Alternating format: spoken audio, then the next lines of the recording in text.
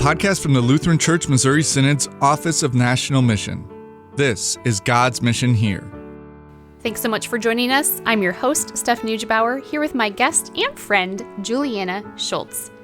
Julianna, can you introduce yourself and maybe explain a little bit about what you do in the Office of National Mission, and then how youth ministry equips youth in our church to serve in their own mission fields?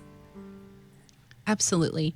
So I am a director of Christian education by training, and my current call is to the youth ministry part of the Office of National Mission. And there I serve as the program manager for resources and leadership. So that includes everything from our resource website to our research and other resources that we provide for congregations as they do youth ministry for districts as well. And then I help run Youth Lead, which is our teen leadership program that helps equip young leaders for their church and community. And then I help at the LCMS Youth Gathering. Big one. My role is to focus on supporting all of our adult leaders who come to the gathering, but certainly that gathering is a big part of what our office does. So we do all sorts of ways of equipping, and you kind of hear about them. So leadership development, we do servant events, we have a resource website, other resources that we provide, like our 7 practices of healthy youth ministry, and then the LCMS Youth Gathering. And then we have a podcast called End Goals. Oh, and you have a podcast. That's what the cool kids are doing these days. All of them, yeah. Awesome. Well, it's fun to have you on, and it's fun to be able to interview you. I bet it's a little weird being on that end of things, though. Yeah, I'm used to having the questions, not the answers. So we'll see how I do on that I think you're going to be great. But I do want to make the statement that before we move forward, neither Julianna or myself are licensed counselors or therapists. Our discussion that we're having today is merely from the perspective of church workers who care for our neighbors. All right, so Julianna, this season is all about mental health, specifically how Christians approach mental health and then view mental wholeness. I know we're painting with a broad brush here when we answer this, but what's the state of mental health in our young people, especially the kind of young people that you work with, the age groups, I should say. So maybe you should clarify what age groups we're talking about when we talk about youth, what generation that is, and what the state of their mental health is. Yeah, for sure. So primarily working with middle school and high school, kind of leaning into that high school a little more is where my focus is, or our focus in youth ministry. And so that's actually going to be almost entirely Gen Z right now, with an edge to Gen Alpha. So Gen Alpha is taken into just starting their middle school years, depending on who you ask, right? It's a pretty new line, so we're still kind of finagling when Gen Alpha starts. So certainly, you'll hear this a lot. I'm a data-driven person, not anybody who's licensed for mental health work, but certainly can look at that data and say a couple of things about what's true for those generations. I think one of them, we know anecdotally that those generations are much more open about that conversation with mental health. They have a lot more language than we did, than previous generations did, about what mental health is or could be, diagnoses that you might see frequently, that they are much more willing to talk openly about where their struggles are, and they're much more likely than previous generations to reach out for help. And so those are all really positive things. I think the mixed bag kind of comes in here when we say, but we also know that Gen Z is the least likely to report very good or excellent mental health, right? And we are seeing a push now to really be concerned about the rising rates of suicide in young people. We've been the CDC's been kind of ringing that bell for a while, which tells us that with that rise in suicide rates, it's not just a rise in diagnoses that we're seeing, right? But that actually we're seeing young people struggling to the point of really life-ending kind of things. So we also know that they are definitely, research will say they're the most stressed generation, which as an adult I have a hard time believing, but we'll talk, maybe break that down a little more. But they report higher stress levels about more things than other generations are. And then I just saw a recent study that said about 73% of Gen Z reports feeling either sometimes or always alone. Wow. Which I think plays into that. So we're having more conversations about it. We're reaching out for help more, which is really great. But also, I think we still see a lot of struggles for our young people in those ways. Yeah, I mean, you've touched on this, and this was going to be a follow-up question. I'm just thinking, and I'm one person with one background, but I'm just thinking of, say, my grandparents in their generation would have never heard them talk about even the concept of mental health or being open about any kind of feelings of loneliness or anxiousness. Not that they weren't present, but those certainly weren't talked about. And I'm not even sure as readily thought about. Certainly not, coming up in conversations, news articles, statistics, really. And now it seems like World Health Organization has kind of zeroed in on the fact that just not even nationwide, but globally, the rise in mental illness in our young people, it's increased quite a bit. So what do you think are the factors to that? I don't know, maybe you would say, yeah, my grandparents were the same way, or maybe you have a different experience. I think what's interesting is if you go back in the literature, they did not talk about mental health, but they would reference things that maybe we didn't fully understand because science couldn't tell us about the chemistry of our brains yet.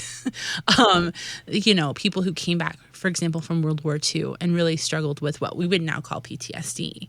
But we didn't have a term for that. You see it. You can see streaks of mental health back then, right? But we didn't really have terms for it. We didn't, that the idea of counseling or going to counseling or what that looks like, or even the science of how we understand how our brains work was in such an infancy that no, we didn't really have the language that we have now. Now we can say oh, well, this is a diagnosis, the DSM-5, right? That's a much more common vernacular.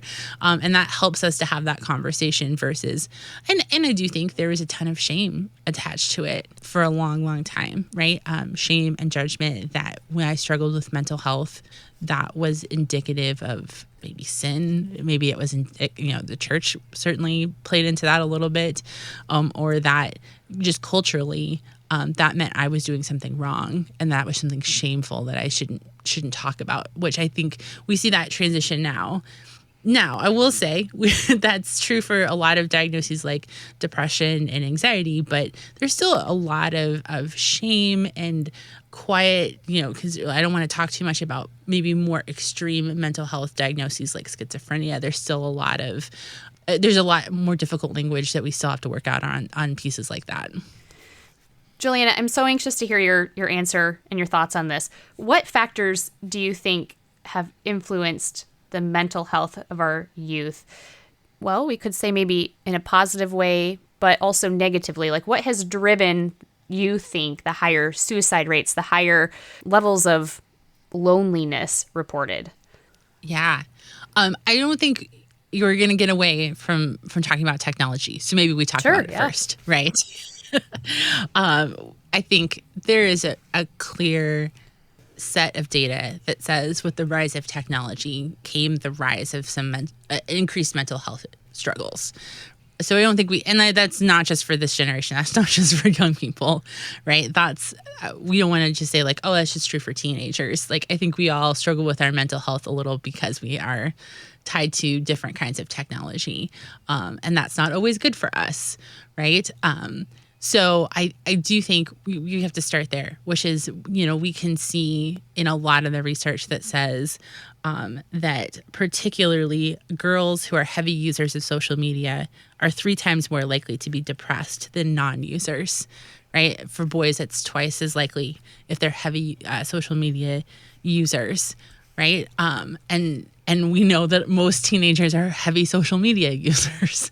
So I think there is a rising concern that we need to be thinking very critically about when we give teenagers technology in their hands as phones, or when we give them screens, how long we give those screens. I love there's research that says up to 10 hours a week, social media has a really positive influence on your connection to people. You're feeling connected to the world and your community. And and with the people that you love. And then after 10 hours a week, it dips precipitously. So you're like, okay, well, we can see we can see like where it's helpful and where it starts to become a problem, those kinds of things. And so I think that's an easy thing to blame, but I don't think it's the whole story either, right? So social media certainly plays a role in it, but technology has changed things like sleep. Yeah. Right? If I don't have my phone away, I'm not getting a full night's sleep. If I don't have a full night's sleep, that impacts my mental health. So sometimes we correlate things that aren't necessarily exactly together, right? So yeah, it's probably not good that you're scrolling Instagram at 2 a.m, not just because Instagram's maybe problematic, but because you're not sleeping, 14-year-old, right? So well, your body's trying to develop. So things like that come alongside of that. Online bullying. Bullying's always been a problem and been a part of mental health. But now if you're bullied, it doesn't just stay at school. It doesn't just stay on your sports team. It follows you home and it's in your hand all the time, right? So the question then is, that's not the technology that's the problem. It's the bullying that's the problem. So again, we don't want to just drop everything on the access to information and social media either. I do think we saw in the pandemic a slowdown of that social emotional growth that we saw in all ages, for littles to through college students. That was a huge hit to them in terms of having the kind of time with each other to develop social emotional skills and regulation. And that we're going to see the impact of that into the future a little bit. But the thing I have been struggling with most in like how we address this is that we seem to have gotten ourselves culturally into a point where we expose young people to high levels of information, and we do give them a slowdown of their experiences. So maybe kind of explain this way. Like, I give you a phone when you're 14. Now you have all of the information of the whole world in your hand. And you can know everything about war that's going on across the globe. And you can see all of the struggle and sin and brokenness in our world, both worldwide and in my community and with my friends, and all of those things all together. So I have all of this information that I have access to. And at the same time, we're seeing young people who are choosing to postpone driving, postpone getting jobs, postpone romantic relationships. In some ways, we're excited. We're seeing a drop in alcohol and drug use, but it's not that they're not ever getting there, but they're waiting further and further into their lives to get to that point. So they might not experiment with those things, or which is, we let me be clear, I do not want people drinking or taking drugs, but like that's not they're not looking for that experience in their teen years. And so you have this huge amount of information and you have no experience to hang it on. So you have no context. And so everything feels like it's falling apart. And I have nothing in my experience to tell me otherwise. Now, as adults, we can handle that because we've lived through life and we've seen things come and go. And we have places in our mature brains that help us to contextualize the information and what's really dangerous and what I need to care about. We've tried some things. We failed. We've gotten back up again. We've tried jobs. Maybe they've been good. Maybe they've been bad. But I know I can survive both of those things. Teenagers don't have that. They don't have that experience in which to kind of contextualize this huge amount of information that they're asked to process. I've honestly have never heard it explained in that way or that well. So I appreciate you even bringing that perspective to us. It almost sounds like with the increase of information, with technology literally at our fingertips, the world that is full of risks is made widely known, which may perhaps lead to some aversion for any kind of behavior that would have any kind of risk, whether that's learning to drive or going out and getting a job at, 15 when you're by yourself without your friend groups, stuff like that. So I can see how that's just changed how teens interact with the world. Yeah.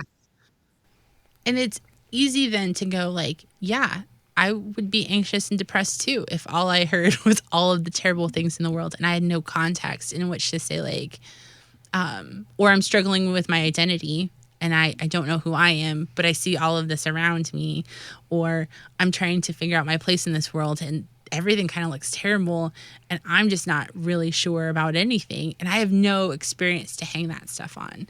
So when we say like they're a stressed generation, when we look at the things that they're stressed about, it's everything. That's why they're the highest levels of stress, is because there's nothing that they're not stressed about.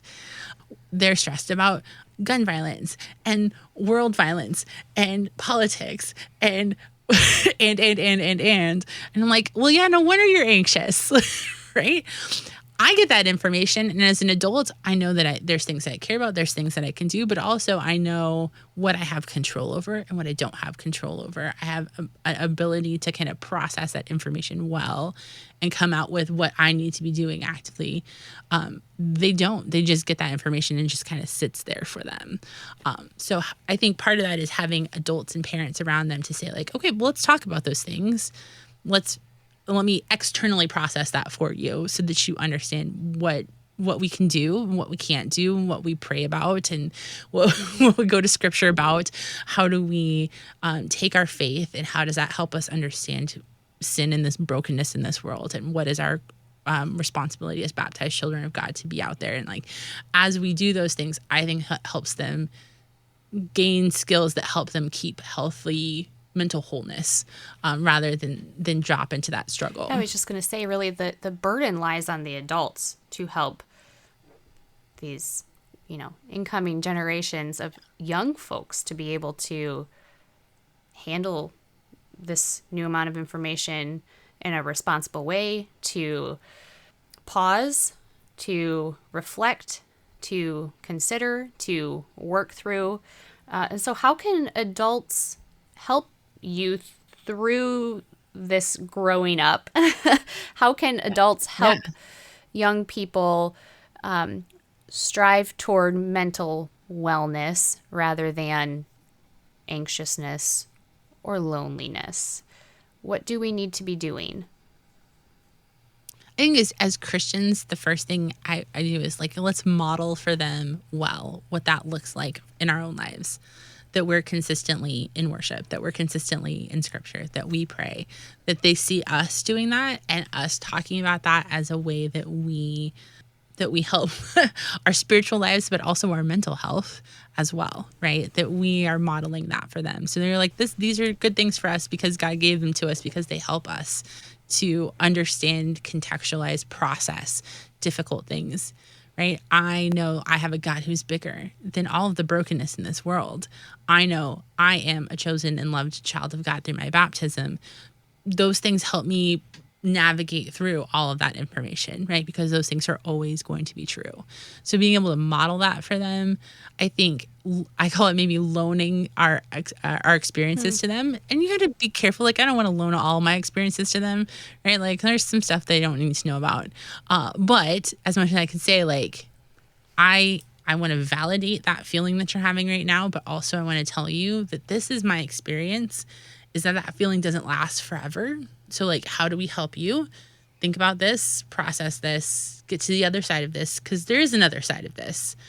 You think about, everybody can think back and think of their first heartbreak. And you did that first heartbreak, whether you lost a really good friend or it was a romantic relationship, and you were like, the world is over. It's all over, and nothing will ever be okay again, right? And then you got to the other side of that, and you were like, oh, okay. That is a thing that I can overcome. The second time it happened, it did not feel quite as much like the world was ending, right? And the next time, and the next time. So being able to loan that to say, like, okay, yes, it does feel that way. Feel all the feelings that you need to feel. But also, let me loan you that experience to say, like, there's another side to this. It's gonna be okay. So how do we get you there, right? Like, what does that look like? So being able to have adults who are able to kind of, teenagers don't have a fully developed frontal lobe yet. So we're just letting them borrow ours for a minute to say like, okay, this will be okay. Stick with me. And look, I don't want to invalidate how you feel about that, because you're feeling that it's always going to feel that bad, maybe. Right? It's maybe not always going to feel that bad. Your first time you get heartbroken is always going to feel bad, right? But like, there's a future to that. So I think adults can help give that information if we're really strategic about it, that helps them to, again, learn to process and do that in a healthy way. So what about, this is especially helpful for parents, what you just offered, but what about other adults in their lives? What's the role of other adults in teens' lives as opposed to simply their parents helping them through? Like, is there a positive to be had with other adults coming in and being in that young person's life? And then how is that support magnified when it's within a church context, when it's someone from your church, whether it's a youth leader or pastor or just another adult who shows interest and care for you? We can see huge benefits in the health of young people who have adults around them who are not a part of their family, but who care for them well, right? And so when we talk about 7 practices of healthy youth ministry, we'll use that language. We talk about having supportive adults. And one of the things we say is that every young person should have 5 Christian adults around them who care for them. 5 is not a perfect number, but it's the best number we have, right? It's Fuller Youth Institute used it for Sticky Faith. They found that in their research, and we saw similar numbers kind of in our research as well. So that's kind of the number we go with. And so we're looking to have 5 supportive adults, and these are people who are genuinely interested in that young person. They're investing time in getting to know them, investing time in being hospitable and warm to them. So making sure they have time for them, that they get to know them a little bit, know what's happening in their lives, and that they're building that mutual back and forth respect and honesty that allows a young person, when they struggle, to say like, okay, that's a person I can talk to. I have a question. I can ask that question to my pastor. I can ask that question to my youth leader. I can ask that question to Jane, the grandma who sits next to us at church every Sunday, because she knows me and I trust her, and she's a caring individual that I know, if I ask her, is a safe person that I can do.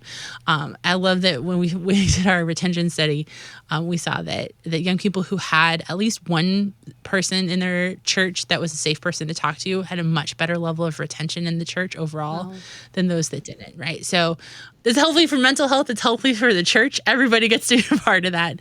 And it doesn't take a lot, right?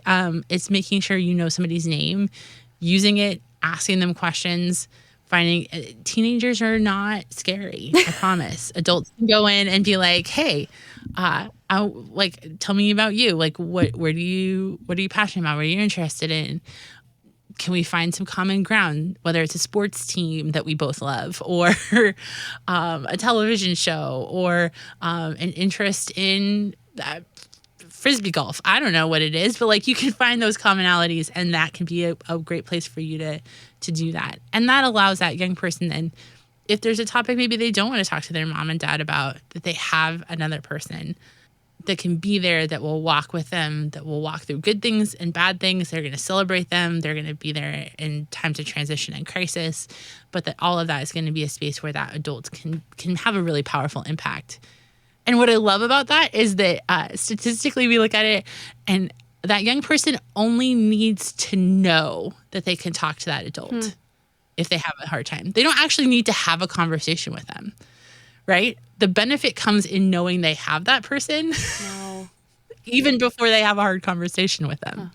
Right? So you're like, I don't know. I know all the kids in my church. They don't really talk to me about that. Yeah, but you just knowing them has a benefit even before they have to walk through hard things with you. So something to keep in mind. Yeah, the power of relationship, just what it does. Which is not, we know that, right? We've heard that before. Yeah, well, this sounds a little deja vu, because you and I did a recording with Mark Kiesling about this very thing, that how can adults rally around youth, support them, and identify them as future leaders in the church. So if you want to go listen to that, go back in the indexes of Friends for Life and find that episode. But this is some really good stuff. I want to know how the church specifically can equip parents, other adults, and even youth. What can the church do? Because certainly there's a connection between spiritual well-being and mental well-being. Yeah. I think one thing to remind ourselves, and hopefully you're hearing this from multiple people and not just me, that having a strong faith, having our faith is not going to always eliminate mental health struggles, right? Yes. Even faithful Christians are going to struggle with their mental health at some point. Just like we're all going to struggle with our physical health at some point, mental health is going to struggle, even with faithful Christians who are firmly in our church communities, right? So being able to talk about that, right? Fostering open conversations about where people might be struggling. And we call it warmth, challenge, and grace, but this environment where it's okay to talk about those kinds of things and that we're open, that we recognize that it's not an if, but a when, right? When people are going to struggle in mental health. And we have resources for that. I think for youth leaders, we always strongly suggest that they kind of understand kind of what the rules are for their location, but often it can be really helpful for them to call ahead of time to mental health practitioners in their area and know who they can refer their young people to. So is there a faithful Lutheran counselor in your area? What are their expertise? If somebody is a licensed mental health therapist, counselor, psychiatrist, all those people, you can reach out and say like, hey, what are your expertise? Like, what are you interested in? I work for a church. I work with young people. I want to be able to reference you to them. Should I have that? So having that in your back pocket is really helpful. There are some places where you need to actually make multiple recommendations. You can't just make one, but for the most part, being able to have that, I think being able to talk about how our spiritual health is sometimes a great barometer of our mental health with our young people, to say like, yeah, if you're really struggling to pray, you're really backing away from our community. If you're, we see that in you, you're not wanting to be in Bible study, like, is that what's going on there? And it might be a crisis of faith, but it also might be a mental health thing that we can help step into, and using kind of those practices and where we see that fluctuating as maybe an indicator of maybe somebody struggling with their mental health as well. And being okay to answer that question with them and talk with them about that. I think you mentioned parents, and I think that's another big one, is that we want to support parents. When your young person is struggling with their mental health, that can be really difficult for parents to walk through with that with their young person. They love their teenager. They really want them to be healthy and whole. And it's easy to care for a parent when a young person's got a physical illness. It's harder when there's a mental illness involved, or where there's a mental health crisis. So being able to walk with that parent through the guilt that they might feel around that, or even the shame they might feel around that, and be able to say like, yeah, we're here for you. We want to support you. How can we walk with you and your family? I know I've experienced this with parents who maybe their child has a suicide attempt, and they just don't know who to talk to, and they feel just like this is their fault, that it's all on them, and they're not sure what to do. And we want the church to be a place that can rally around that young person and their parents, and not just leave them in that situation where they feel like they have to handle it all on their own and never talk about it. So being able to care for parents in those situations, again, having older adults who walked through that, to like, I will loan you my experience here about like how that can work and how we can come out the other end of that. What are some of your top tips, Julianna, for youth specifically when it comes to caring for their own mental health? I think for teenagers to be able to find the people around them that they can talk to know that they have the people around them. And we've talked about that a lot. I think one of the things that we can do is to find firm places to hold your identity, right? To be reminded, and whether that's spending time in God's word and prayer regularly, that's being together with other people in scripture and in worship to be able to know my identity first comes as a baptized child of God. Find a way to remind yourself. It's on a Post-it. It's on the lock screen of your phone, whatever you need to be able to hold on to that, because there's so many other messaging that you're going to get, and holding on to that messaging can really help deflect a lot of that other messaging that I am a baptized child of God. That's my first and foremost identity. And then finding those adults around you who are going to help care for you, love you, be safe places for you to fall, for you to struggle, for you, who are going to celebrate your success, and who are going to be a part of that. And then I think being able to recognize when you might be struggling and be able to find places to vocalize that. I think one of the things that we see, or at least I saw in a recent piece, was that most teenagers say that the adults around them don't know how much they're struggling with their mental health, right? So being able to, as a young person, to say like, I don't like how I'm feeling right now, and I don't know what it is, and I'm not sure. It's okay. We want you to tell an adult around you who can help you to navigate that. And it might be temporary. We might have things that we maybe need to do for a little while to help you find that wholeness again. But reach out as much as you're able to those adults with the honesty about where you are in your mental health, because that does make such a huge difference in being able to get access to the things that will help you find that wholeness again. All right, so last question, which is kind of a zinger, but I'm just thinking of my own kids who are very young. My oldest is 8, so I have young children. We're not into these years of, I'm assuming I have Gen Alphas. That's probably the generation they are going to be in. So I guess yet to be known what's going to go on with them. But my question is thinking about, especially my oldest, who's very much a feeler and thinker, who has strong emotions, who's very in tune to emotions already. Is there a balance to be struck between, yes, let's talk about your emotions, let's work through these, but also that emotions and feelings aren't everything? So is it possible to overemphasize someone's, now I'm not talking about, mental illnesses where we're talking about real diagnosable, depression or schizophrenia or any of that, but kind of a general view of, anxious children. Is it possible to overemphasize emotions to the detriment of their resilience, to the detriment of their ability to persevere through them? Does that make sense? Yeah, it does, right? Because it's I think that's where we come with like, hey, we have all of this new language and thought and understanding of our bodies and our emotions and the way that God made us. And so like, we want to recognize that. We want to celebrate that. We want to figure out how to do that well and in a way that maybe previous generations, and we talked about this a lot earlier, right? That they were like, I'm not allowed to feel feelings. Feelings are not a thing that we're allowed to have unless they're happy feelings. Right. But even that, and we're going to temper. Like, right. Yeah. We're not too happy because that would be a whole thing. Right.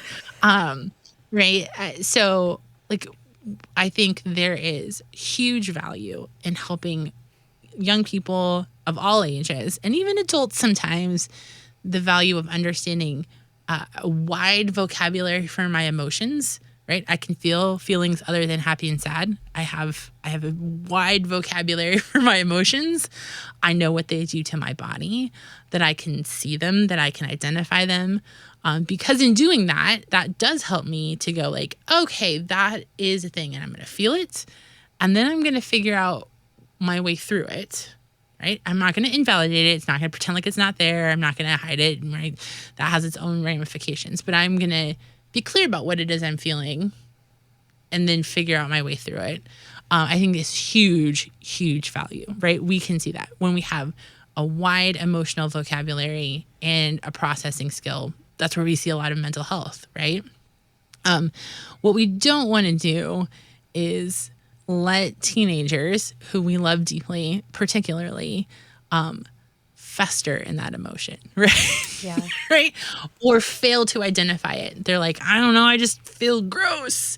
And you're like, okay, that's not help, like if we want to get through a feeling, we kind of have to figure out what it is first, what might be causing it, and then we have to get right.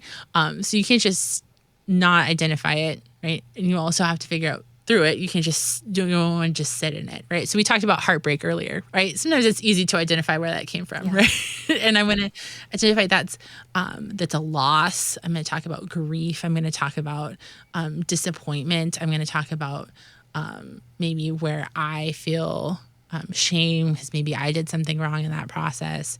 We're going to identify, okay, then like what's the way through that, right? We can be sad for a while. We can sit and have ice cream and listen to sad music and whatever. And then we're going to process that, right? We don't want to just sit in it because that's not healthy for us, right? So sometimes adults can help them through that. Sometimes we all get stuck and we need different coping mechanisms. And that's where therapy can be a huge benefit. If it's something big, we can't figure out how to process or cope our way through it, then maybe we need somebody to help us give some more skills. Therapy's awesome for that. But I do think we can sometimes, I think we all have that struggle, but particularly teenagers in the angst and hormones will get stuck in that and not either be able to identify it or have the skills to be able to get through it. And so how do we help them to do that? Well, is that answering your question? Yeah, it does. It calls to mind in 2 Corinthians when St. Paul writes that we take every thought captive and make it obedient to Christ. And that includes our emotions. So yes, we can feel, we can experience. This can even be our reality and not something we're making up. And yet it's all under the authority of God. And so he has the power to help us through. He gives us the strength to resist temptation. He gives us the strength to persevere. And he tells us that there's more to this life than this just one experience or feeling or emotion. And certainly that's part of it. But there's also serving neighbor, thinking of others, not only dwelling on what's going on inside of me, but what is life but to honor God and serve neighbor. And so sometimes it's helpful to, at the right time, to pull someone out and to offer a bigger perspective of how, you're part of the body of Christ and we need you. And you have an important role to play that's beyond just this one experience or feeling of loneliness or what have you, but you have a place and a purpose. Yeah, and how vocation gives us that, right? That purpose, that thing that continues, that we need you for this, right? It's not just, we do need you as a community, but we also need you for a task, right? And that purpose can help us through times where we feel purposeless, where we feel, whether it's depression or whether it's just a general all sorts of feelings, right? That helps us to navigate through some of those things as well. Yeah, no, that's so true. So in summary, too, we just want to reiterate that if you are a young person listening, if you know a young person who is struggling in their mental health, if you're the parent, your pastor is a great resource to go to, your youth worker in your church. Ask them for, referrals. Who do you recommend for my child to see as a, clinical therapist who, is licensed to deal with this particular issue? These are all good things to do and to be in prayer too about, what does God want me to do in this situation, or how can I help my teen through this situation? So thank you so much for offering some really good food for thought for our listeners as we care for our teens as part of our church. Julianna, it was a pleasure to have you on. Yeah, thanks so much for having me and for having these important conversations. And thanks for listening to God's Mission Here. Thanks for joining us. If you liked what you heard, please leave us a review and don't forget to click the follow or subscribe button so that you don't miss out on upcoming episodes. God's Mission Here is a podcast that discusses Christ's gifts of forgiveness, life, and salvation, and how he delivers those gifts where you live and serve.